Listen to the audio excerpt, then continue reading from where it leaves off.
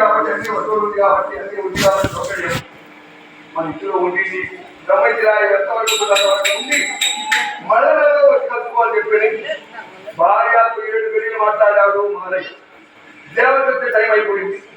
దేవత మారే దేవుడిని బుద్ధిలో దేవుడు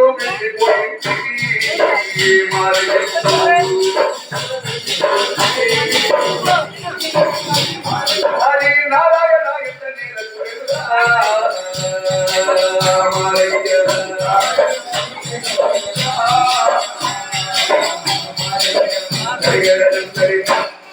రామారామ ఎంత నేలకు పోయారో మారయ్య దేవుడు వదిలేశారు.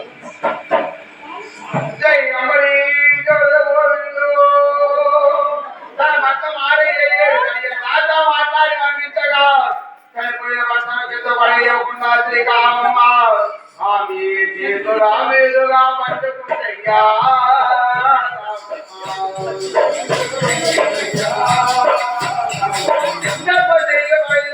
పెట్టి తన భర్త గారిని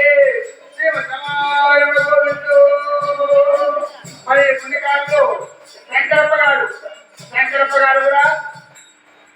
శంకరప్ప గారు కూడా కావమ్మ కుండ ప్రవేశం పుణ్యకారులు అమ్మవారి పొత్తు కుంకాల కాలం కుండ ఖర్చులకి 200 రూపాయలు ఇచ్చారు.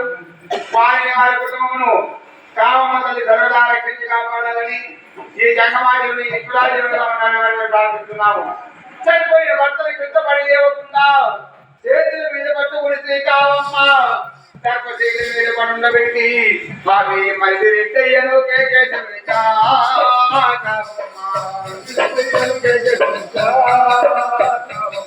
జై అంబరీ జవరద గోవిందో మరిది రెట్టయ్యని కేకేసి పిలిచి శ్రీకావమ్మ నాయన రెట్టయ్యా మీ అన్నగారు చనిపోయారయ్యా.